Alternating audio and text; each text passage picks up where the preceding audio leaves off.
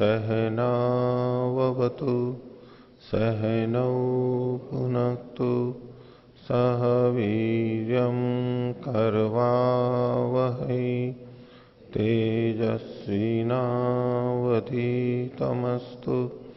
मा विद्विषावहै।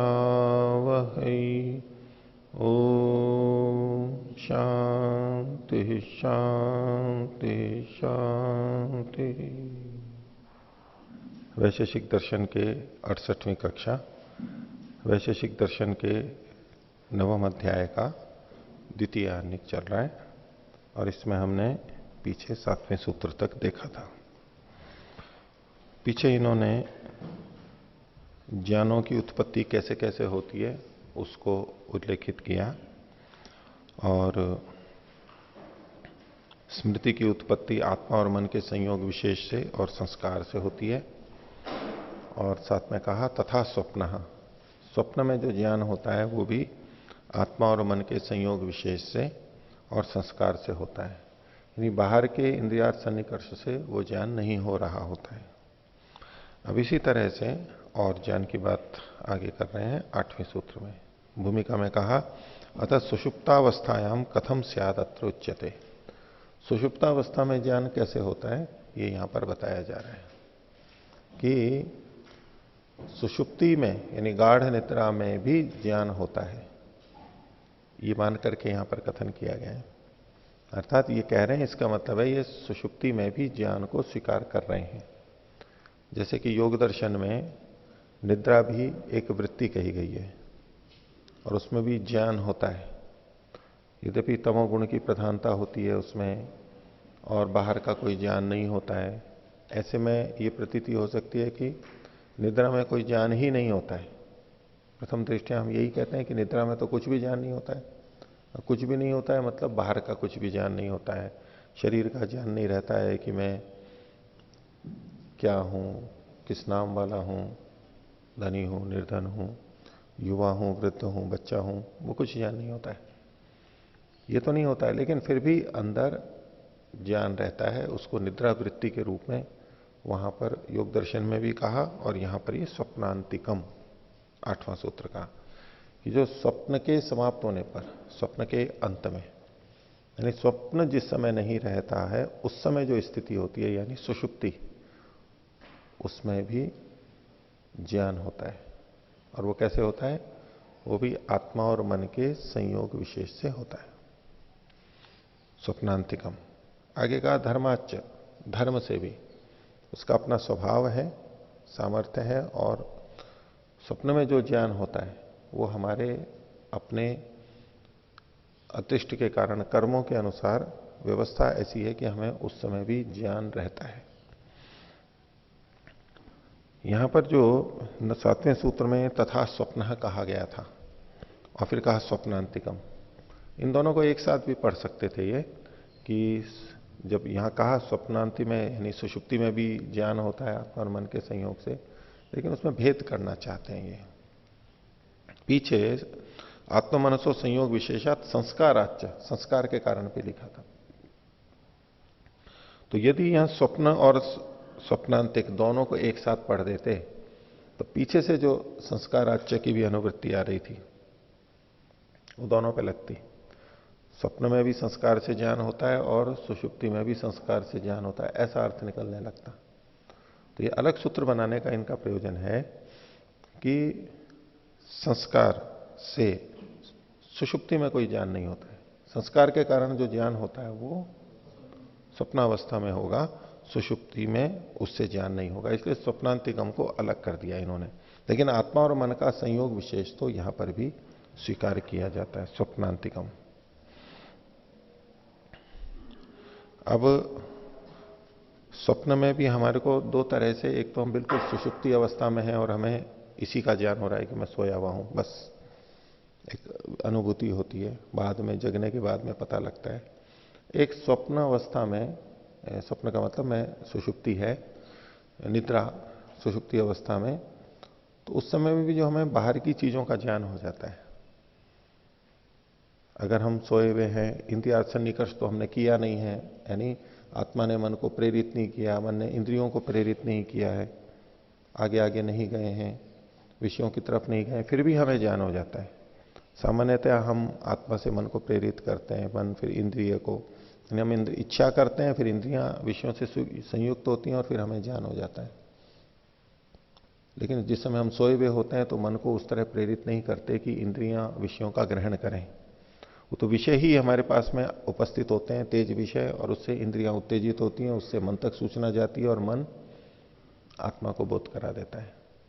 और उस समय विपरीत स्थितियों से हमारी रक्षा हो जाती है। इसलिए नहीं तो जैसे मूर्छित व्यक्ति होता है, उसको बाहर का कुछ भी पता नहीं लगता है, ऐसा यदि सुषुप्ति अवस्था में होता तो हमें कुछ होश ही नहीं होता।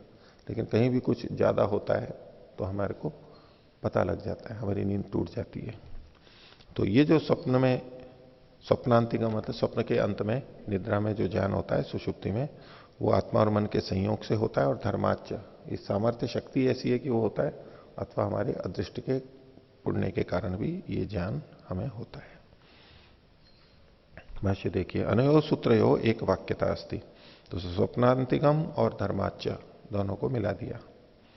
स्वप्नांतिकम शब्द को खोल रहे हैं, स्वप्न से अंतः सुषुप्ति, स्वप्न का जो अंत है, स्वप्न के बाद में जो क्या होता है, तो स्वप्न के अंत में जो होता है सुषुप्ति, तत्र भवम, और उस सुषुप्ति में होने वाला, यानी स्वप्न के अंत में होने वाला तत्र भवम स्वप्नांतिकम सौषुप्तम ज्ञानम, सुषुप्ति जन्य ज्ञान।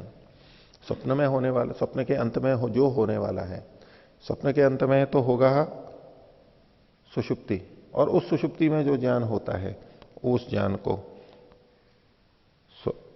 स्वप्नांतिकम सौषुप्तम ज्ञानम, सुषुप्ति से होने वाला ज्ञान है। खोल रहे हैं, बाह्य भोगा भावे संस्कारा भावे च आत्मनि मनसो लय रूपात संयोग विशेषात। तो बाह्य भोग का अभाव होने पर सुषुप्ति अवस्था में विषयों का, इंद्रियों का सन्निकर्ष ज्ञान के रूप में हमें नहीं होता है। तो बाहर का भोग यानी शब्द स्पर्श रूप रसगंध, इसका तो अभाव हो गया।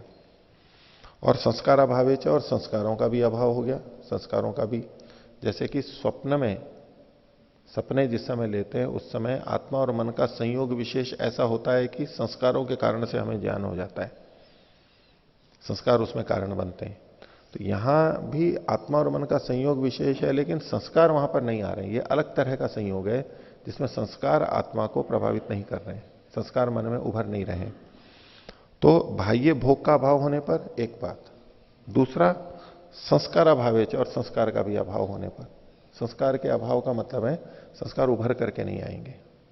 अंदर तो चित्त में संस्कार हैं, लेकिन वो उभरेंगे नहीं कि जिस तरह से स्वप्न ले आते हैं, वो संस्कार ऐसे यहां पर नहीं आएंगे। तो बाह्य भोग का अभाव का मतलब हो गया जागृत अवस्था नहीं है, और संस्कार अभाव है यानी सुषुप्ति, सुषुप्ति से पहले की स्वप्नावस्था नहीं है। संस्कार अभावे च आत्मनि मनसो लय रूपात, तो आत्मा में मन का लय रूपात संयोग विशेषात, यहां जो संयोग विशेष है, मन आत्मा में लीन हो गया है। इन्होंने जिस तरह से लिखा है, आत्मनि मनसो लय रूपात संयोग विशेषात, संयोग विशेष तो यहां भी है आत्मा और मन का। आत्मा और मन का संयोग पीछे कई तरह से बताया, कई स्थितियों में बताया। तो आत्मा और मन का संयोग तो निद्रा सुषुप्ति अवस्था में भी है, लेकिन कैसा है कि मन आत्मा में लीन हो गया है। तथा दूसरा कह रहे हैं धर्माच्च, जो नवा सूत्र है उस हेतु को भी साथ में लिया, धर्माच्च, इसको इन्होंने खोल दिया अदृष्टात, अदृष्ट के कारण से। इसको और दूसरे ढंग से खोल रहे हैं, स्वशक्ति मयाद भवती, उसकी अपनी शक्ति के कारण से होता है। निद्रा अवस्था में, सुषुप्ति में जो ज्ञान होता है, आत्मा और मन का संयोग तो होता ही है, लेकिन अदृष्ट धर्म इसके कारण, स्वशक्ति के कारण भी ये होता है। तो स्वशक्ति मयाद भवती बाह्य भोगा भावे अथ आंतरिक संस्कारा भावे च आत्मस्वरूपत्वम ही अदृष्टम।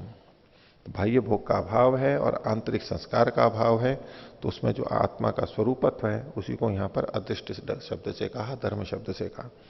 तस्मात अदृष्टात, उस अदृष्ट से, उसी को खोल दिया स्वशक्ति रूपात, आत्मा की जो अपनी शक्ति रूप है उससे।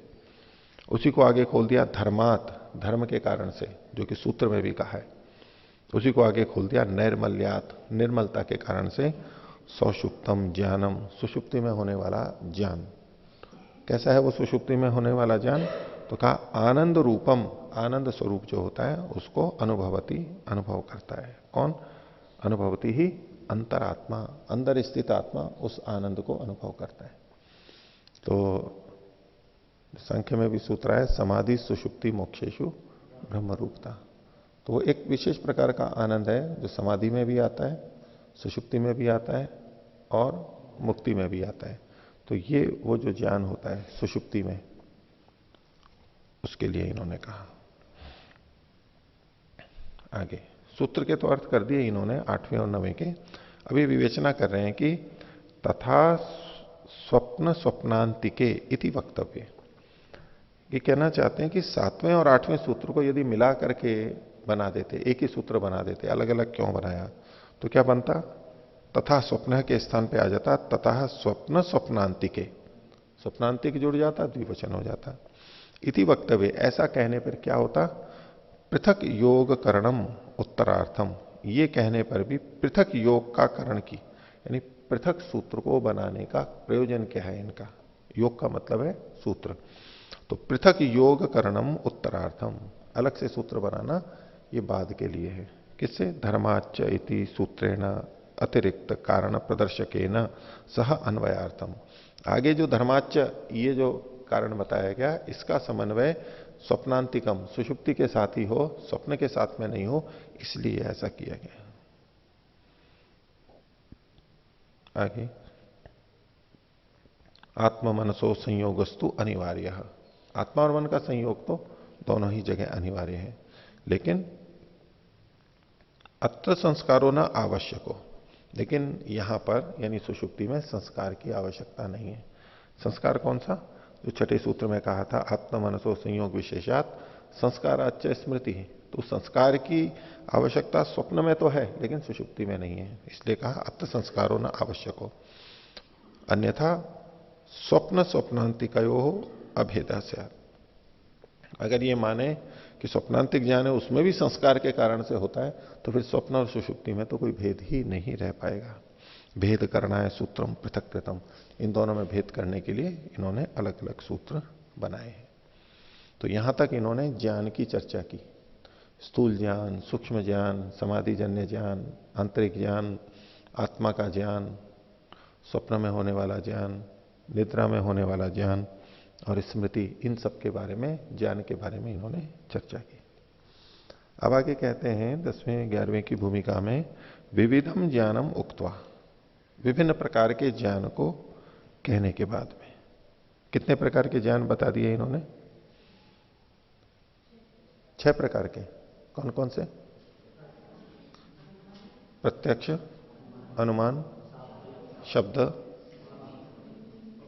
स्मृति, स्वप्न, निद्रा। ठीक है। तो प्रत्यक्ष ज्ञान होता है, अनुमान ज्ञान होता है, शब्द से ज्ञान होता है, स्मृति से भी ज्ञान होता है, और स्वप्न में ज्ञान होता है, और निद्रा में ज्ञान होता है। ऐसे तो इन अनेक प्रकार के ज्ञानों को कह करके अधुना खलु अज्ञानम उच्यते सूत्रद्वयेन, अब अज्ञान के बारे में बताया जा रहा है 2 सूत्रों के द्वारा भी। अज्ञान कैसे उत्पन्न होता है? ज्ञान तो उत्पन्न होना बता दिया, अज्ञान कैसे उत्पन्न होता है? तो उसके लिए सूत्र दिया इन्होंने 10वां और 11वां। इसका प्रश्न का उत्तर तो 10वें सूत्र में है। सूत्र है इंद्रिय दोषात संस्कार दोषाच अविद्या। इंद्रिय के दोष के कारण और संस्कार के दोष के कारण से अविद्या उत्पन्न होती है। इंद्रिय दोष और संस्कार दोष। ये आध्यात्मिक चर्चाओं में ये बहुत प्रश्न उठता रहता है कि अविद्या आ कहां से गई, अविद्या उत्पन्न कैसे हो गई, कहीं से आ गई या उत्पन्न हो गई?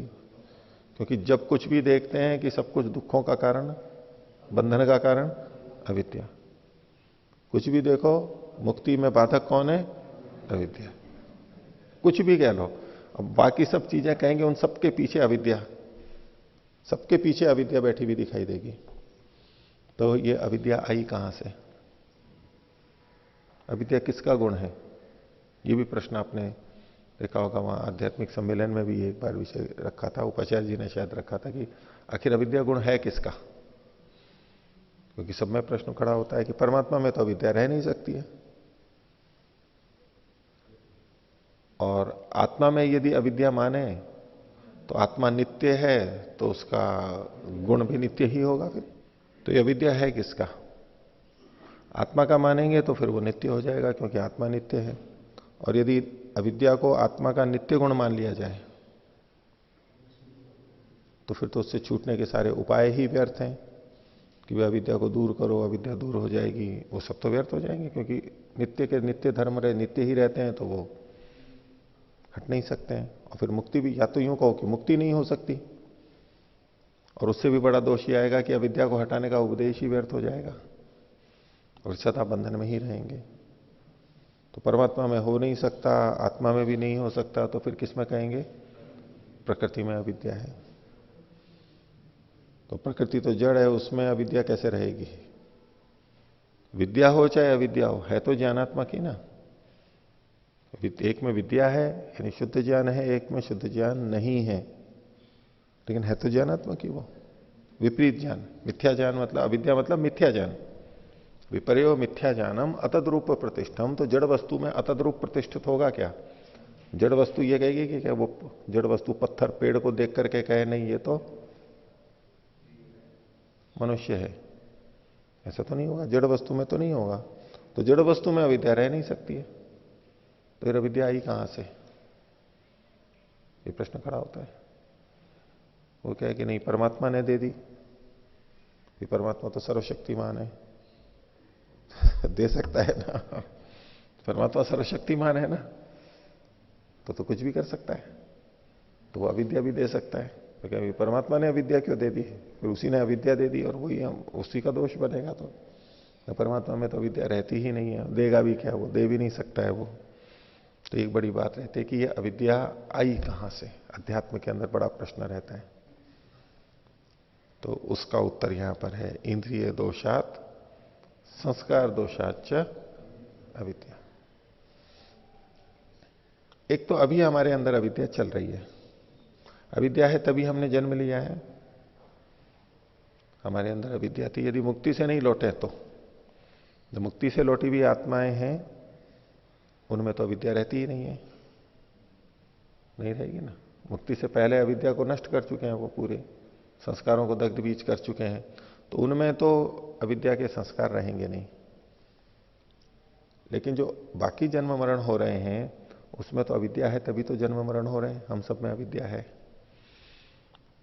और वो अविद्या हमारी नई नई उत्पन्न भी होती रहती है। तो नई कैसे उत्पन्न होती है ये भी प्रश्न है, या फिर अविद्या फिर और कैसे आ गई हमारे में? अभी इस जन्म में भी अविद्या उत्पन्न हो जाती है, वो मिथ्या ज्ञान उल्टा ज्ञान आ कहां से जाता है? और मिथ्या ज्ञान अगर है भी अंदर तो प्रकट क्यों हो जाता है, वो कैसे होता है? तो उन दोनों बातों का उत्तर यहां है, इंद्रिय दोषात संस्कार दोषात च अविद्या। और मुक्ति से जो आत्माएं लौटी हैं, इससे भी बड़ा प्रश्न ये है कि जो मुक्ति से लौटी हुई आत्मा है, पिछले संस्कार कुछ है नहीं, उनके संस्कार दग्धबीज करके गए थे। मुक्ति से लौटी है इसलिए उसका अंतःकरण यानी चित्त मन बुद्धि ये सब चीजें बिल्कुल नए मिले हैं उसको, कोई संस्कार है नहीं, और सब कुछ है तो कोई गलत ज्ञान तो है नहीं, तो फिर उनको मिथ्या ज्ञान उत्पन्न कैसे हो गया? सबसे पहले अविद्या कैसे उत्पन्न हुई और ये चक्र कैसे चल गया? इतनी सारी अविद्या कैसे हमारे अंदर आ गई? उसका उत्तर भी इसी सूत्र में है। तो पहले तो ये देखिए कि हमारे को अविद्या उत्पन्न कैसे होती है। अभी सामान्यतः हम जो जानते हैं कि हमें किसी ने गलत बता दिया तो हमारे को भी गलत ही सुन लिया, गलत ही जान लिया हमने, तो हमारे को गलत हो गया। हम समझ नहीं पाए उसकी गलती को और हमने ठीक ही मान लिया कि व्यक्ति ठीक ही बोल रहा है और हमने स्वीकार कर लिया। तो एक व्यक्ति से दूसरे व्यक्ति में, मनुष्यों में अविद्या एक दूसरे से एक दूसरे में आती है। गलत सूचना एक ने दे दी, हमने उसको ठीक मान लिया, तो हमारे अंदर भी वही गलत सूचना, हम भी वही बोल रहे हैं। तो ऐसे एक दूसरे से आती है।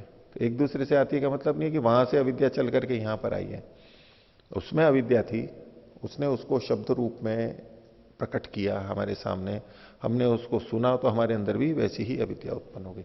उससे अविद्या चल करके हमारे पास नहीं आती है, वो शब्द के माध्यम से आई, विभिन्न तरीकों में हो गया, अंत में हमारे अंदर भी वो अविद्या, बोध, गलत ज्ञान, मिथ्या ज्ञान वहां पर उत्पन्न हो गया। दूसरे से तो होती ही है, दूसरों को हटा दिए, हम स्वयं भी जब संसार में रहते हैं तो संसार में रहते रहते हमें संसार को देखते सुनते सुनते ही मिथ्या ज्ञान हो जाता है। जब हम प्रथम दृष्टि से देखते हैं तो हमारे को इंद्रियों की रचना ही ऐसी है, उससे हमारे को मिथ्या ज्ञान हो जाता है। यद्यपि इंद्रियों से ही हमें सत्य ज्ञान भी होता है, ठीक ठीक ज्ञान भी हमें इंद्रियों से ही होता है, वो भी प्रमाण है, प्रत्यक्ष प्रमाण है, लेकिन इन इंद्रियों की अपनी सीमा है, उसके आगे फिर हमारे को मिथ्या ज्ञान होने लग जाता है। अगर हम वहां पर फिर बुद्धि का प्रयोग नहीं करेंगे तो मिथ्या ज्ञान होगा। छोटे बच्चे को अगर नहीं पता है कि पहाड़ दूर है तो बोले पहाड़ को नापो, कितना बड़ा पहाड़ है।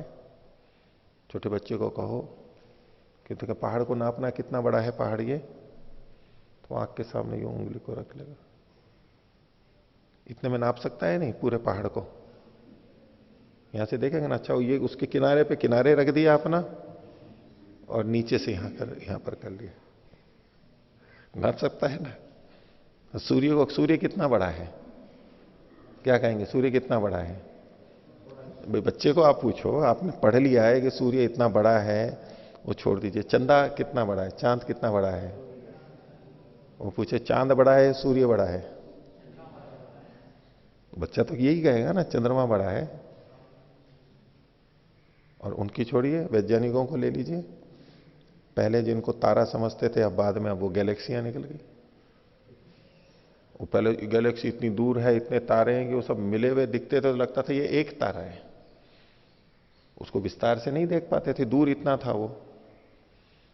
तो जब बहुत दूर देखते हैं तो इंद्रियां कुछ और ही देखने लग जाती हैं, वो एक समझते हैं कि एक तारा है।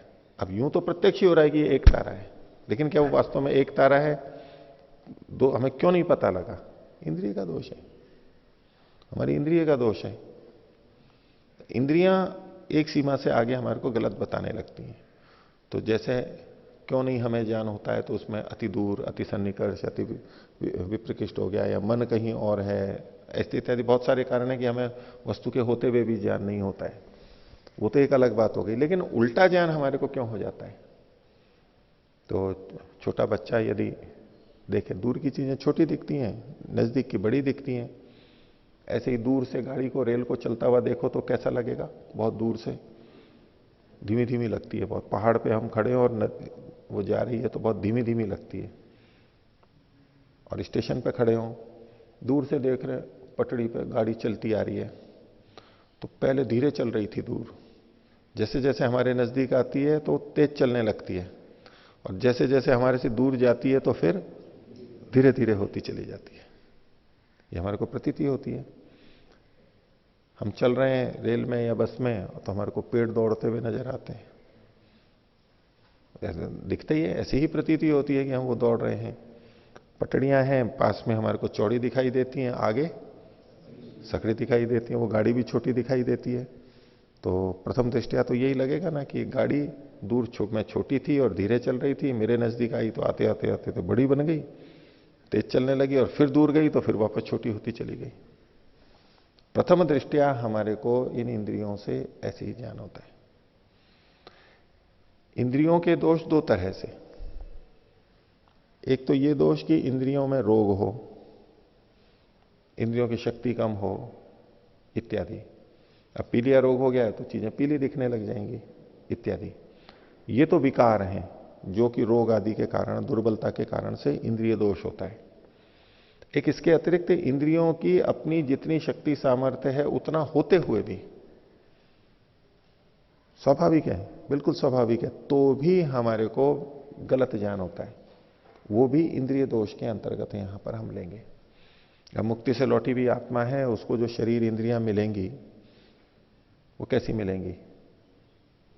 सामान्य मिलेंगी, सामान्य का मतलब है जैसी सबकी होती है, ठीक, यानी स्वस्थ मिलती है, स्वस्थ मिलेंगी, सामान्य मिलेंगी, उसमें तो ये रोग आदि होंगे नहीं। फिर उसको कैसे मिथ्या ज्ञान हो जाता है? तो स्वस्थ इंद्रियों से भी हमें ऐसा ही ज्ञान होता है। अब मिठाई में विष मिला हुआ है और हम उसको खा रहे हैं, तो हमारे को विष का तो पता नहीं लगेगा, विष में कोई गंध नहीं हो, उसका कोई अलग से स्वाद बेस्वाद नहीं हो, तो हम तो मीठा समझ के उसको खा जाएंगे, जैसे चूहे दवाइयों को खा जाते हैं आटा समझ करके, मिठाई समझ करके, जैसे हम भी खा जाते हैं। तो ये इंद्रियों का ही तो दोष हुआ कि वो वहां विष को नहीं पकड़ पाए। ये इंद्रियों का ही तो दोष हुआ कि वो संसार के सुखों में दुख नहीं देख पाई, उनको सुखी दिखाई देता है।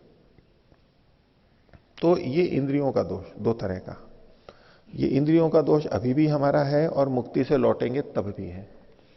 तो जो आत्मा मुक्ति से लौटती है उसकी भी इंद्रियां ऐसी ही होती हैं जैसी हमारी है, सामान्य व्यक्ति की जैसी होती है। तो उसको सृष्टि को देखने से, चखने से, सूंघने से प्रथम दृष्टिया यहां पर सुख ही दिखाई देगा। और उसको सुख दिखाई देगा या दुख दिखाई देगा, अनुभव में आएगा। तो सुख होगा तो सुख के साथ साथ उस वस्तु में राग आ जाएगा, और दुख होगा तो उसके साथ साथ द्वेष आ जाएगा। और फिर जिसमें सुख दिखाई देगा उसको वो अधिक से अधिक पाना चाहेगा, दुख दिखाई देगा उसको जैसे तैसे हटाना चाहेगा, और वो फिर चक्र चल जाएगा। शुरुआत मिथ्या ज्ञान की इंद्रियों के दोष से होती है, और इंद्रियों के दोष के कारण से जो ज्ञान उत्पन्न होता है वो गलत हो जाता है, और बस फिर शुरू हो जाता है। तो प्रारंभ में तो इंद्रिय दोष के कारण ही होगा कि उस समय संस्कार है ही नहीं, इसलिए संस्कार दोष के कारण से तो कुछ होगा ही नहीं। संस्कार दोष से कैसे होगा? मिथ्या ज्ञान कैसे होता है कि हमें किसी व्यक्ति के बारे में पहले से जानकारी है कि ये ऐसा ऐसा है, ये गलत है, अथवा अच्छा है, गलत है, किसी ने बता दिया या हमारे को पता है, और अब जैसे ही वो हमारे सामने आएगा तो हम उसके बारे में बहुत कुछ सोचने लग जाएंगे, और उसकी हर क्रिया को हम उसी तरह से देखेंगे, गलती अर्थ में देखेंगे कि ये ऐसा कर रहा है, ये इसलिए कर रहा होगा, ये इसलिए कर रहा होगा, ये यहां इसलिए गया, ये चोर है तो इसने ऐसा इसलिए गया होगा, ये इसलिए बात कर रहा था, इसलिए यहां पर आया था। अब वास्तव में वो ऐसा नहीं आया होगा, लेकिन हमारे मन में वो गलत गलत गलत चलता चला जाता है। तो अगर हमारे मन में पहले गलत संस्कार हैं तो वो गलत संस्कार हमारी और अविद्या को उत्पन्न करते चले जाते हैं, उसमें और सहायक हो जाते हैं। चोरी करने का संस्कार है तो जैसे ही चोरी का अवसर आया तो फिर संस्कार उभरेगा। चोरी का संस्कार था लेकिन अभी उभरा हुआ नहीं था, लेकिन जैसे ही आलंबन आया वो चोरी का संस्कार उभर गया, तो अविद्या उभर करके आ गई, और फिर उसमें फिर से प्रवृत्त हो गए, फिर हमने चोरी कर ली, उसका फिर एक संस्कार पड़ गया, वो और पुष्ट हो गया, ऐसे करके वो बढ़ती जाएगी बढ़ती जाएगी बढ़ती जाएगी। तो संस्कार के कारण, कुछ संस्कारों के कारण भी ये होती है। और हमने किसी को अच्छा समझ रखा है लेकिन वो अच्छा है नहीं, तो अब जब हम उसको अच्छा समझ रहे हैं तो ये भी तो अविद्या ही है। अब हम उसके हर चीज को अच्छा ही समझेंगे, गलत होते हुए भी हम उसको अच्छा ही समझेंगे, वो भी मिथ्या ज्ञान है। तो वर्तमान जीवन में इंद्रिय दोष के कारण और संस्कार के कारण से अविद्या उत्पन्न होती रहती है, बढ़ती रहती है, जब तक कि उसमें बाद परीक्षण ना किए जाएं, बुद्धि का प्रयोग ना किया जाए, तब तक उल्टा उल्टा ही लगेगा। अब जब छोटे बच्चे को यह पता लग गया यहां से पहाड़ इतना छोटा दिख रहा है, लेकिन वहां गए तो बड़ा दिखा, वहां से फिर उसने लौट करके अपने घर को देखा, घर से पहाड़ को देखा और पहाड़ से घर को देखा, तो बोले हाँ घर भी बहुत छोटा दिख रहा है लेकिन घर तो बड़ा है। हम देखते हैं कि ये पहाड़ है और इतनी दूर होगा, हमें लगता है तो पास में है, एकदम पास में लगता है, लेकिन चलते जाते हैं बहुत दूर लगता है। धीरे धीरे हमारे को अंदाजा हो जाता है बुद्धि से कि अच्छा ऐसा होता है तो ये, ऐसा होता है तो ये। तो बुद्धि से फिर जब हम जानने लगते हैं, समझने लगते हैं, तो इंद्रिय जन्य जो दोष हैं उसको हम दूर कर लेते हैं। हमें पता लग जाता है कि इसका मतलब ये है, इसका मतलब ये है। अब प्रथम बार मृग तृष्णा में जाएंगे तो वहां भ्रांति हो सकती है, लेकिन बुद्धिमान है उसको पता लग गया तो फिर भ्रांति नहीं होगी कि हाँ ऐसा तो होता ही है। तो सामान्य अवस्था में इंद्रिय दोष और संस्कार दोष से अविद्या होती है। इंद्रिय दोष के भी दो अर्थ हैं। एक तो स्वस्थ इंद्रियां होते हुए भी, बलशाली इंद्रियां होते हुए भी मिथ्या ज्ञान उनसे हो सकता है, और दूसरा रोग आदि के कारण भी होता है, दुर्बलता के कारण भी होता है कि कम दिखाई दे रहा है तो हमने मनुष्य को ठूंठ समझ लिया या ठूंठ को मनुष्य समझ लिया, टक्कर लग गई, व्यवहार गलत हो गया। और मुक्ति से लौट करके जो अविद्या उत्पन्न होती है वो प्रारंभ में इंद्रिय दोष के कारण होती है, और वो इंद्रिय दोष भी कौन सा है? स्वस्थ रहते हुए, इंद्रियों के स्वस्थ रहते हुए, बलवान रहते हुए भी जो मिथ्या ज्ञान होता है वहां से शुरुआत होती है। और उसके बाद में चूंकि हमने प्रत्यक्ष कर लिया, अनुभव कर लिया, उसके अपने संस्कार पड़ गए और वो संस्कार भी धीरे धीरे काम करने लगेंगे। तो इंद्रिय दोष भी बना रहता है और संस्कार दोष भी मिल जाता है, और दोनों मिलकर के चलते रहते हैं, आगे आगे बढ़ते रहते हैं।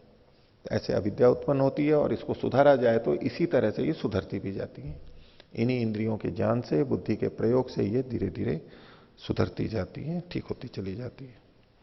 तो अविद्या की उत्पत्ति का कारण बताएं, इंद्रिय दोषात संस्कार दोषाच अविद्या। यहां पर यह काम नहीं करता है शुरू में कि इंद्रियां हैं और हम प्रत्यक्ष का प्रयोग कर रहे हैं तो बिल्कुल निर्दोष ज्ञान आ जाएगा, गलत भी हो सकता है वो। 11वें सूत्र में कहा कि अविद्या है क्या? कहा तत् दुष्ट ज्ञानम। अविद्या का मतलब है दुष्ट ज्ञान। ये सूत्र इसलिए बनाना पड़ा क्योंकि अविद्या शब्द का एक अर्थ यह भी होता है विद्या का अभाव। अभाव मतलब कुछ भी पता नहीं है, किसी को हवाई जहाज का पता नहीं है, ऐसा भी कुछ वाहन होता है, कुछ जानकारी ही नहीं है, उसको मोबाइल की, कंप्यूटर की जानकारी ही नहीं है, तो ये कहेंगे उसका इसमें अभावात्मक ज्ञान है, यानी अविद्या है। और एक किसी को यह हुआ कि ये जो वायुयान उड़ते हैं ये पानी से उड़ते हैं, वायुयान जो उड़ते हैं पानी से उड़ते हैं, ऐसा किसी को ज्ञान है, तब ये ज्ञान कैसा कहलाएगा? मिथ्या ज्ञान, विपरीत ज्ञान कहलाएगा। तो यहां जिस अविद्या की बात की जा रही है वो क्या है? दुष्ट ज्ञान है, दूषित ज्ञान है, विपरीत ज्ञान है, उसको यहां पर कहा जा रहा है। क्योंकि जो अभावात्मक है वो इंद्रिय दोष से उत्पन्न नहीं होता, वो संस्कार दोष से उत्पन्न नहीं होता है। अभावात्मक ज्ञान है वो तो है ही पहले से। दुनिया की इतनी चीजों को हम नहीं जानते हैं, इतने मनुष्यों को नहीं जानते हैं, उनके नाम नहीं जानते, उनके घर पते, काम धंधे, स्वभाव कुछ नहीं जानते, कितने दुनिया पड़ी है। अब वो जो अविद्या है वो कैसे उत्पन्न हुई? ये जो अभावात्मक ज्ञान है इतने मनुष्यों का, इतने नगरों का, इतनी नदियों का, और न जाने प्रकृति की कितनी सूक्ष्म चीजें उनका, जिनका हमें कुछ अता पता नहीं है, वो अविद्या कैसे उत्पन्न हुई? अज्ञान। उसको तो उत्पन्न होने का मतलब ही नहीं है, वो तो थी ही। तो यहां जिस अविद्या की बात की जा रही है, जो इंद्रिय दोष और संस्कार दोष से उत्पन्न हो रही है, वो अभावात्मक नहीं है, वो तो थी ही। ये दुष्ट ज्ञान है, यानी मिथ्या ज्ञान है, विपरीत ज्ञान है। तो तत् दुष्ट ज्ञानम। भाष्य देखिए, अनयो सूत्रयो एक वाक्यता अस्ति। भाष्य में कहते हैं इंद्रिय दोष को नेत्रादि इंद्रिय विकारात। इंद्रिय दोष से इन्होंने नेत्र आदि इंद्रियों के विकार को लिया है। एक तो नेत्र आदि कह करके इन्होंने ज्ञानेन्द्रियों की तरफ संकेत किया, क्योंकि नेत्र एक ज्ञानेन्द्रिय है, वही ज्ञान का साधन है, तो इसलिए नेत्र आदि इंद्रियों के विकार से। आगे कह रहे हैं इंद्रियाणाम अल्प दर्शनात्, इंद्रियों के द्वारा कम देखे जाने से, यानी नेत्र आदि से कम देखा जा रहा है, शक्ति कम हो गई है। अल्प दर्शनादि शक्तिमत्वात्, अल्प दर्शन आदि शक्ति वाला होने से, अल्प दर्शन, अल्प श्रवण इत्यादि से। ये दूसरी बात है। यानी एक तो कहा कि इंद्रियों में विकार हो गया, इंद्रिय खराब हो गई। एक है कि इंद्रियों में दुर्बलता आ गई, उनकी शक्ति कम हो गई, इससे भी मिथ्या ज्ञान हो सकता है। और तीसरी बात कही कामलादि रोग ग्रस्तत्वात्। कामला का मतलब है पीलिया, कामला आदि रोगों से ग्रस्त होने के कारण से। यानी पीलिया के में जब आंखों से भी पीला दिखने लग जाता है उस व्यक्ति को, इतना पीलापन आ जाता है। कामला का मतलब है पीलिया। एक आयुर्वेद में रोग है पांडु, तो सामान्यतया क्या पांडु का मतलब पीलिया लेते हैं। आयुर्वेद में पांडु का मतलब पीलिया नहीं है, कामला शब्द पीलिया के लिए आता है। पांडव भी जो पांडु के पुत्र पांडव, वो जो है ना, पांडु रोग है ये रक्ताल्पता है, रक्त की न्यूनता। रक्त की न्यूनता होने पर जो पीलापन आता है उसको पांडु रोग कहते हैं, इसको रक्ताल्पता बोलते हैं। लेकिन जिसको हम पीलिया कहते हैं, जॉन्डिस कहते हैं, उसको आयुर्वेद में कामला कहते हैं, पांडु नहीं कहते हैं। तो इसलिए इन्होंने कामला शब्द लिखा है, कामलादि रोग ग्रस्तत्वात्। ये तो इंद्रिय दोष कहा। संस्कार दोषाच मानसिक वासनादि वशाच। संस्कार क्या है? ये मानसिक वासना है, मन पर पड़े हुए जो संस्कार हैं। तो मन में स्थित वासनाओं के वशीभूत होकर के भी अज्ञान उत्पन्न होता है। अविद्या अज्ञानम भवति, अज्ञान होता है। तो ये अज्ञान उत्पन्न होता है, ये ना परमात्मा से आया है, न आत्मा का अपना स्वाभाविक है, और न ही ये प्रकृति से आया है। हाँ, चेतन में यानी आत्मा की उपस्थिति में शरीर इंद्रियों के माध्यम से, शरीर में रहते हुए इंद्रियों के माध्यम से जब ज्ञान किया जाता है, उस ज्ञान में मिथ्या ज्ञान हो जाता है। अब हम अचानक किसी व्यक्ति से मिलें और हम उसको गलत पहचान लें, एक जैसे हों और हम दूसरा नाम ले दें, गलत बोल दें, हमने गलत पहचान लिया उसको, तब ये मिथ्या ज्ञान ही तो हुआ कि हमने उसको गलत जाना। कैसे गलत जाना हमने उसको? गलत जानने का कारण क्या था? परमात्मा ने वो गलत ज्ञान दे दिया, या हमारे अंदर पहले से गलत ज्ञान था? वो व्यक्ति कहेगा ये पिछली बार आए थे तब तो आपने पहचान लिया था मेरे को, इस बार क्यों नहीं पहचाना? तो पिछली बार हमने उसको ठीक पहचाना था, हम मिले थे, नाम भी जानते थे, सब पता था, तो हमारे अंदर तो संस्कार उसका गलत नहीं है, ठीक ज्ञान है। लेकिन अभी उसको देख करके हम उसको कुछ और समझ जाते हैं, गलत व्यक्ति समझ जाते हैं, अलग तरह से व्यवहार करते हैं फिर उससे। तो ये मिथ्या ज्ञान न तो परमात्मा ने दिया, ना हमारे पास पहले से था, लेकिन फिर भी उत्पन्न हो जाता है। कारण इंद्रिय की दोष है। इंद्रियों में ज्ञानेंद्रियां भी हैं और मन का भी दोष है कि हम उस चीज को स्मरण नहीं कर पाए, स्मृति ठीक नहीं आ पाई हमारे को, आधी अधूरी आई, पहचान में तो आ रहा है लेकिन कुछ गड़बड़ हो गई, कुछ का कुछ समझ लिया। तो ये उत्पन्न होता है ऐसे। योग दर्शन में भी जहां पर प्रतिपक्ष भावना का कहा, वितर्का हिंसादय, कृतकारिता अनुमोदिता, लोभ क्रोध मोहपूर्वका, मृदु मध्यादि मात्रा, दुख ज्ञान अनंत फलम इति प्रतिपक्ष भावना। तो ये दुख और अज्ञान को, अनंत दुख और अज्ञान को देने वाले हैं, ये प्रतिपक्ष भावना है। तो दुख तो चलो देते ही हैं, अधर्म किया है तो दुख देंगे ही, और ये अज्ञान को भी वो उत्पन्न करते हैं और अनंत रूप से उत्पन्न करते हैं। एक अज्ञान उत्पन्न हुआ, फिर उस अज्ञान के कारण से उसका संस्कार पड़ा है, उस संस्कार के कारण फिर अज्ञान की वृत्ति होगी, अविद्या उभरेगी, और फिर इस अविद्या के अनुसार हम कर्म करेंगे, उसको और कर्म नहीं करेंगे तो हम विचारेंगे, विचारेंगे तो फिर से वो अविद्या पुष्ट होगी, और जितना विचारेंगे उतनी वो पुष्ट होती जाएगी। तो उसी संस्कार के कारण ही तो फिर बार बार वो बातें आती जाती हैं और हम गलत करते चले जाते हैं। और ऐसा ही अच्छे के लिए भी होता है, अच्छा संस्कार पड़ा हुआ है उसको हम उभारते हैं, देख अच्छा और संस्कार पड़ जाता है, फिर और विचारते हैं या वैसा करते हैं तो और संस्कार पड़ता चला जाता है। तो ये लगातार क्रम चलता रहता है। कर्मों के संदर्भ में तो हमने कर्म किया, फल भोगा और समाप्त हो गए, लेकिन संस्कारों के संदर्भ में ऐसा नहीं होता, वो संस्कार एक के बाद एक, एक के बाद एक चलते चले जाते हैं। तो उस संस्कार से अविद्या उत्पन्न होती है। आगे देखिए, न च ज्ञानाभावो अत्र अज्ञानम।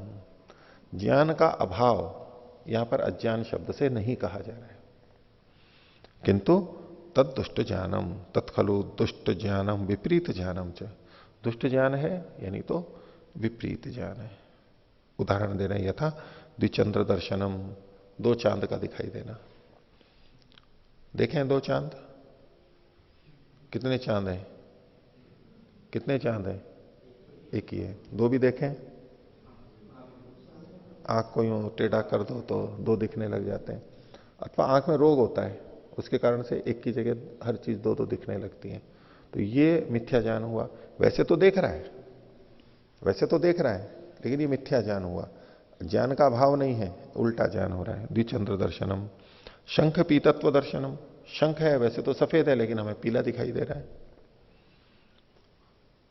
आगे अगला उदाहरण, दुख बहुले भोगे सुख ज्ञानम, ये संसार के भोग हैं, इसमें दुख की बहुलता है लेकिन उसमें भी सुख का ज्ञान होना, दुख बहुले भोगे सुख ज्ञानम। आगे हित वचने अहित भानम, वाक्य तो अच्छा है, वचन तो अच्छा है, किसी ने अच्छी सलाह दी हितकारी, लेकिन हमें उसको वो अहित कर दिखाई दे रही है। अभय भय ज्ञानम, जिसमें कोई भय नहीं है उसमें हमें भय लग रहा हो। और भय अभय भानम, और भय है उसमें हमें अभय दिख रहा है तो बड़ी डरावनी चीज, हानिकारक है, लेकिन हम उससे निर्भय हैं बिल्कुल। इत्यादिकम, ये विपरीत ज्ञान है। अतस्मिन तत्, जो जैसी चीज नहीं है वैसा न समझ के कुछ और समझ लेना, ये दुष्ट ज्ञान है। तो ये दुष्ट ज्ञान, ये मिथ्या ज्ञान इंद्रिय दोष से और संस्कार दोष से उत्पन्न होता है। आगे कहते हैं न तथा विद्या, विद्या ऐसी नहीं होती है। कथम तरही तदुच्यते अदुष्टम विद्या, विद्या दुष्ट ज्ञान नहीं होती है, अदुष्ट होती है, उसमें कोई दोष नहीं होता है। तो जो ज्ञान अदुष्ट होता है उसी को विद्या कहा जाता है। भाष्य, अदुष्टम ज्ञानम विद्या भवती, जो अदुष्ट ज्ञान है वो विद्या होती है। न केनापि कारणे न बाधके न वा दुष्यते बाध्यते वा, वो किसी भी कारण से बाधित नहीं होती है, दुष्ट नहीं होती है। सर्वत्र सर्वदा तथैव अवतिष्ठते, सब जगह सदा वैसी की वैसी ही रहती है, उसमें विकार नहीं आता है। शुद्ध ज्ञान जब हो जाता है तो उसमें विकार नहीं आता है। आगे, अथ खलु सृष्टेरादौ सिद्धानाम ऋषीणाम यन मंत्र दर्शनम ज्ञानम तत्कथम भवति तदानीम प्रत्यक्ष लिंग शब्दादि नाम अभावात। ये जो कुछ तरह के ज्ञान इन्होंने कहे थे उसके अतिरिक्त और भी ज्ञान हो जाता है। जबकि सृष्टि के प्रारंभ में, प्रारंभ के 4 ऋषियों को जो वेद का ज्ञान दिया गया वो भी तो ज्ञान हुआ, वो भी तो एक ज्ञान का प्रकार है। अब इसको ना तो प्रत्यक्ष कहेंगे ना अनुमान कहेंगे। और अब तो विदेश वैसा नहीं है जैसा कि संसार में चलता है कि हमने किसी से सुना या पुस्तक पढ़ी, उससे हमें जो ज्ञान हुआ, शब्द हुआ, वो भी नहीं है वहां पर। वो तो अंदर ही अंदर हो जाता है, पता ही नहीं लगता कि मेरे को ये ज्ञान हो गया, अंदर से ही हो जाता है। तो वो जो ज्ञान है वो इन सब से भी अलग है। न ये स्वप्न का ज्ञान है, न ये निद्रा का ज्ञान है, लेकिन ज्ञान तो वहां पर भी होता है। उसको यहां पर 13वें सूत्र में कहा। तो सृष्टि के आदि में जो सिद्धानाम ऋषिणाम, सिद्ध लोग थे, ऋषि लोग थे, उनका जो मंत्र का दर्शन था, मंत्र का ज्ञान था, वो कैसे होता है? क्योंकि तदानीम प्रत्यक्ष लिंग शब्दादि नाम अभावात, वहां पर उस विषय में उनको कोई प्रत्यक्ष भी नहीं है, और ना कोई प्रत्यक्ष नहीं है तो उस विषय में अनुमान भी नहीं कर सकते, और वहां पर कोई शब्द भी नहीं है, किसी ने उनको पढ़ाया सुनाया भी नहीं है, इसलिए उसको शब्द प्रमाण भी नहीं कह सकते। अत्रुच्यते। और सृष्टि के प्रारंभ में भी और सृष्टि के बीच में भी, सामान्य अवस्था में, विशेष स्थितियों में, जो सामान्य मनुष्यों में भी विशेष स्थिति जब होती है तब भी हमें कुछ ज्ञान अंदर ही अंदर हो जाता है। उस ज्ञान का संबंध न तो इंद्रिय जन्य ज्ञान से है, न हमारे द्वारा कोई अनुमान किया जाता है, और न ही शब्द प्रमाण से ज्ञान वहां कुछ पता लग रहा है हमारे को, और न ही हमने कोई स्वप्न देखा है, और न वो निद्रा वाला ज्ञान है, लेकिन फिर भी हमारे को ज्ञान हो जाता है अंदर, मन के अंदर। उस तरह के जो ज्ञान है उनको यहां पर इस 13वें सूत्र में बताया जा रहा है। अत्रुच्यते आर्षम सिद्ध दर्शनम च धर्मेभ्य। आर्ष ज्ञान जो ऋषियों को होता है, वो ऋषि सृष्टि के प्रारंभ वाले भी हो सकते हैं और बाद के भी ऋषि हो सकते हैं। एक ऋषि लोग होते हैं जो प्रत्यक्ष से जानते हैं, वैज्ञानिक आदि हैं, और एक अंदर ही अंदर भी जान लेते हैं, वो जो ज्ञान है।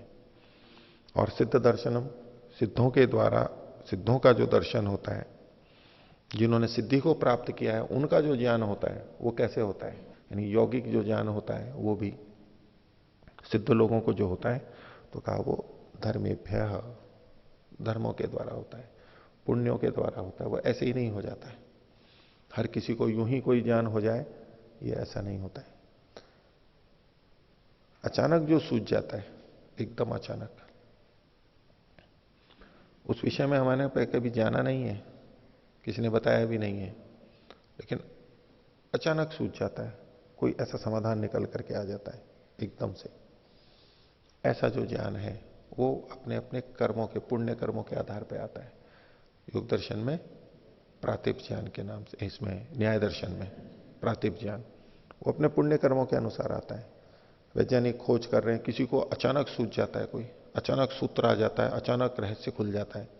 प्रयत्न तो वो कर रहा है लेकिन उसके प्रयत्न से कुछ हो नहीं रहा है, अपने आप कुछ नहीं, अपने प्रयत्नों से तो वो नहीं हो पा रहा है। प्रयत्न तो जो जो निष्कर्ष आ रहे हैं वो तो कुछ और ही आ रहे हैं, लेकिन अचानक उसको जो सूझ जाता है।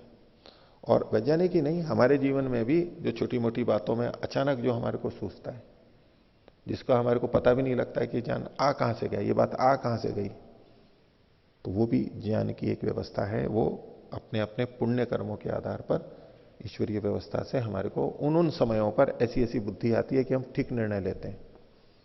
और इसका उल्टा भी है, अधर्म के कारण से हम गलत निर्णय भी ले लेते हैं, उस समय हमारी बुद्धि ही ऐसी बन जाती है। यूं सामान्यतया पूछो तो हमारे को सारी समझ है, हम सब कुछ जानते हैं, लेकिन उन अवसरों पर हम चूक जाते हैं और गलत निर्णय ले लेते हैं।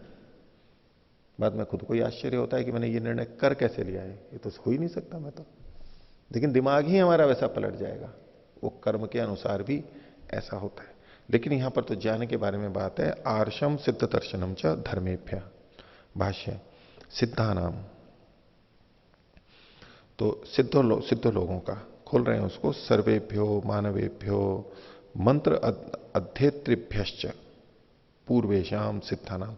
ये जो सब लोग हैं, जितने मनुष्य हैं, उससे पहले जो मंत्र के अध्ययन करने वाले हैं, पूर्व में जो सिद्ध लोग हुए हैं, सिद्ध लोग भी ऐसे जो मंत्रेशु सिद्धिम प्राप्ता नाम, जिन्होंने मंत्रों के विषय में सिद्धि प्राप्त की है, विशेष मंत्रणा के विषय में, वेद के मंत्रों के विषय में ऐसे। परमर्षि नाम दर्शनम, परम ऋषियों का जो दर्शन है यानी ज्ञान है, उस दर्शन को खोल रहे हैं। मंत्र दर्शन रूप ज्ञानम, मंत्रों को का साक्षात्कार करना इस रूप में जो ज्ञान है वह है तत्खलु धर्मेभ्य, धर्मों से होता है। इसको खोल रहे हैं तेषाम अंतरे वर्तमानेभ्यो विशिष्ट नैर्मल्यादि गुणेभ्यो भवती, उनके अंदर विद्यमान विशिष्ट जो निर्मलता आदि गुण है। या धर्म का शब्द, धर्म का मतलब ये गुण लेते हुए कर रहे हैं कि विशेष निर्मलता के कारण से, और वैसी निर्मलता होती है तभी। और दूसरा धर्म का मतलब कर्माशय भी होता है, पुण्य कर्माशय उससे होता है। एतत् खलु सिद्ध दर्शनम आर्षम ज्ञानम, ये जो सिद्ध दर्शन है, सिद्धों के द्वारा जो ज्ञान है, आर्ष ज्ञान है, ये पूर्वोक्त ज्ञान विकल्पात भिन्नम, पहले जो ज्ञान के विकल्प कहे गए थे यानी प्रकार कहे गए थे, उससे ये भिन्न प्रकार का ज्ञान है। भिन्नम अतएव सर्वांते प्रदर्शितम, इसलिए इसको सबसे अंत में कहा गया है। तो बहुत तरह से हमें ज्ञान होता है, अलग अलग तरह से ज्ञान होता है। तो इस प्रकार ये 9वें अध्याय का द्वितीय आनेक समाप्त हुआ। आगे देखिए 10वां अध्याय का प्रथम आनेक। भूमिका में कहते हैं बुद्धयो अर्थात नाना विधानी ज्ञानानी परीक्षितानी, बुद्धियों को, तो बुद्धि उपलब्धि ज्ञान ये तो अनर्थांतर है, समान है। तो बुद्धि अर्थात नाना विधानी ज्ञानानी, विभिन्न प्रकार के जो ज्ञान है वो परीक्षितानी, परीक्षित हो गए हैं, उनकी बात कह दी गई है। संप्रति क्रम प्राप्त सुख दुखे परीक्षेते, अब क्रम प्राप्त सुख और दुख इन गुणों के बारे में चर्चा की जाती है। वहां पर भी जो गुण बताए गए हैं, बुद्धि के बाद में सुख दुख की बात आती है। तो अब ये सुख दुख की चर्चा की जा रही है, ये सुख दुख क्या है। तो पहला सूत्र कहा इष्टानिष्ट कारण विशेषात विरोधाच मिथ सुख दुखयो अर्थांतर भाव। सूत्र का तात्पर्य तो यह कि सुख दुखयो अर्थांतर भाव, सुख और दुख अलग अलग है, सुख और दुख अलग अलग है, यानी सुख अलग है और दुख अलग अलग। तो वैसे तो हमें सुख और दुख अलग अलग ही दिखाई देते हैं, लेकिन कई बार सुख का अभाव भी दुख लगने लगता है। उसमें कोई दुख नहीं हो रहा होता है वास्तव में सकारात्मक, लेकिन सुख का अभाव भी दुख देने लगता है। और कई बार दुख का अभाव भी बड़ा सुख देता है। किसी को कोई रोग हो जाए, अब वो रोग जब दूर हो गया और रोग के कारण कष्ट था, दर्द था बहुत। वो दर्द जैसे ही हटा तो कैसा लगता है, जैसे कि सुख आ गया। बाकी सकारात्मक सुख नहीं है वो, लेकिन दुख के अभाव को भी हम सुख समझ लेते हैं। ये भी सब चलता रहता है, लेकिन इसके आधार पर ये नहीं कह सकते क्योंकि क्या है कि दुख क्या है, सुख का अभाव है, सुख क्या है, दुख का अभाव है, ऐसा नहीं। सुख की भी स्वतंत्र सत्ता है और दुख की भी स्वतंत्र सत्ता है। तो सुख दुखयो अर्थांतर भाव, ये अनर्थांतर नहीं है, पर्यायवाची नहीं है, अलग अलग वस्तु है सुख और दुख। क्यों है, तो उसका कारण बताया, इष्ट अनिष्ट कारण विशेषात। इष्ट कारण के से विशेष से और अनिष्ट कारण के विशेष से। इष्ट मतलब जो हमें इच्छित होता है, जैसा हम चाहते हैं उसके अनुरूप जब चीज होती है तो हमें सुख लगता है। और अनिष्ट जो हमें इच्छित नहीं होता है, जो हमारे लिए हितकारी नहीं होता है, वो उपस्थित होता है तो हमें दुख होता है। तो सुख होता है इष्ट कारण से और दुख होता है अनिष्ट कारण से। और विरोधाच्य मिथा, और चूंकि सुख और दुख परस्पर विरुद्ध भी हैं, सुख होता है तो दुख नहीं होगा, दुख होता है तो सुख नहीं होगा, परस्पर विपरीत चीजें हैं एक समय में अनुभूति के लिए। अब यूं तो जीवन में बहुत सारे सुख भी होते हैं और बहुत सारे दुख भी होते हैं, हर व्यक्ति के साथ कुछ ना कुछ जुड़ा हुआ रहता है। लेकिन जब हमें अनुभूति होती है जिस समय सुख की, उस समय दुख नहीं होता, और जिस समय दुख होता है तो सुख नहीं होता है, एक साथ नहीं होते। तो परस्पर विरोध होने के कारण से भी सुख और दुख भिन्न भिन्न है, एक नहीं है। भाष्य, सुख दुखयो उभयोर भिन्न वस्तुत्व। सुख और दुख ये परस्पर भिन्न भिन्न वस्तुएं हैं। सुखम भिन्नम दुखम भिन्नम, सुख अलग है दुख अलग है। क्यों, यतः, क्योंकि इष्ट कारणम, जो हमारे को इच्छित कारण है, वो कौन से हैं इच्छित कारण, इष्ट कारण, तो स्वातंत्र्य, धन, स्वातंत्र्य मतलब स्वतंत्रता, धन रुपए पैसे, सुगंध अच्छी गंध, स्वादु भोजन अच्छा स्वादिष्ट भोजन है, स्वादिष्ट भोजन आदि संभार, इस प्रकार के जो हमारे जो साधन है, संभार सुख से, इस सुख के साधन होते हैं। स्वतंत्रता होगी, धन होगा, और सुख, सुगंध और सुस्पर्श, स्वादु भोजन, ये सब होंगे तो हमारे को सुख होगा। ये इष्ट कारणों से होगा। अनिष्ट कारणम, जो अनिष्ट कारण है, जो हमें इच्छित नहीं है, इसके विपरीत है। पारतंत्र, परतंत्रता, निर्धनत्व, धन रहित स्थिति, दुर्गंध, बुरी गंध, और अस्वादु भोजन, बहुत बेस्वाद भोजन, और कंटक आदि सामग्री, और कंटक आदि की जो सामग्री यानी कांटे आदि जो सामग्रियां हैं, ये सब क्या है, दुख के साधन है। कंटक आदि सामग्री दुख से, दुख के साधन है। अब इनको मेथी के लड्डू बटे कल, तो वहां 3-4 जनों ने देखा, तो वहां कूड़े के उसमें जो उच्छिष्ट रहता है उसमें वो लड्डू डले हुए रखे हुए। वो लड्डू डले, लड्डू बने हुए हैं, देसी घी के बने हैं, गुड़ डला हुआ है, लेकिन खाया तो मेथी का कड़वापन लगा। तो ये तो अनिष्ट कारण हो गया ना, दुख का कारण हुआ, तो उसको हटा दिया। आगे, इत्थम कारण भेदात, एक तो सुख और दुख के कारण की भिन्नता है, भिन्न भिन्न कारण है। तथा मिथः विरोधाच, परस्परम विरोधादपि सुख दुखे परस्परम विरुद्ध थे, आपस में विरुद्ध है ये, एक होता है तो दूसरा नहीं, दूसरा होता है तो पहला नहीं, इस तरह से भी ये परस्पर विरुद्ध होते हैं। इसी को खोल रहे हैं, न ही एकाधिकरणे सुख दुखे युगपद अनुभूयेते, एक ही अधिकरण में, एक ही विषय में सुख और दुख एक साथ नहीं अनुभव में आते हैं, बदल बदल के तो आ जाते हैं, काल के भेद से तो आ जाते हैं। अथच प्रत्यय विरोधात, और इसमें ज्ञान का भी विरोध रहता है, भिन्नता रहती है। कैसे, सुखे प्रसन्न वदनत्व, दुखे दीन वदनत्व च भवति, सुख होता है तो मुख की प्रसन्नता होती है, और दुख होता है तो दीन वदनत्व, दीन मतलब दीनहीन जैसा उदास चेहरा वो दिखाई देता है। तस्मादपि सुखम भिन्नम दुखम भिन्नम अस्ति, इसलिए सुख भी भिन्न है और दुख भी भिन्न है। एक कहा जाता है ना कि जो लोग खूब हंसते हंसाते हैं तो उनके जीवन में कुछ ज्यादा दुख होता है, जिसको बराबर करने के लिए लोगों को दिखे नहीं, पता नहीं लगे, तो वो ज्यादा हंसते हंसाते हैं।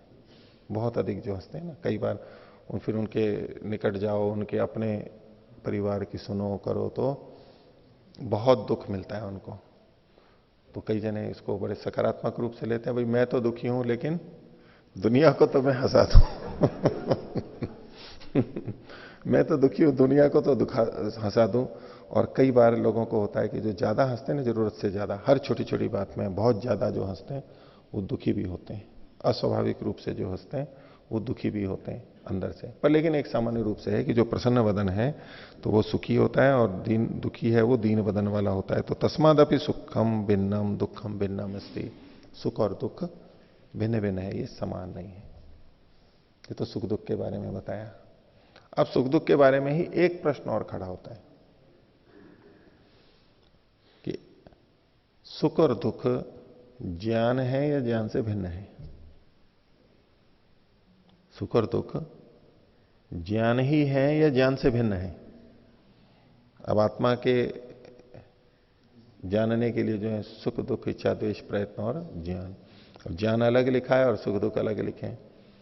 अब वो शास्त्र से तो हमने देखा, लेकिन वैसे क्या लगता है, सुख भी तो एक ज्ञान ही है और दुख भी एक ज्ञान ही है। तो सुख और दुख ज्ञान से भिन्न क्या है?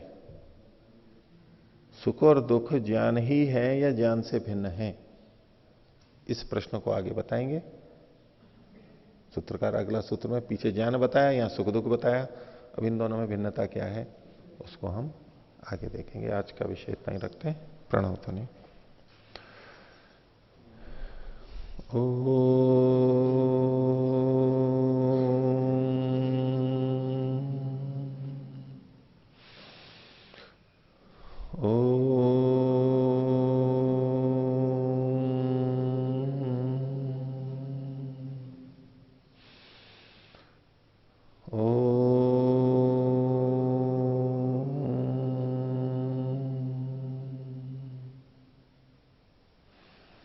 सभी को साधारण अभिवादन।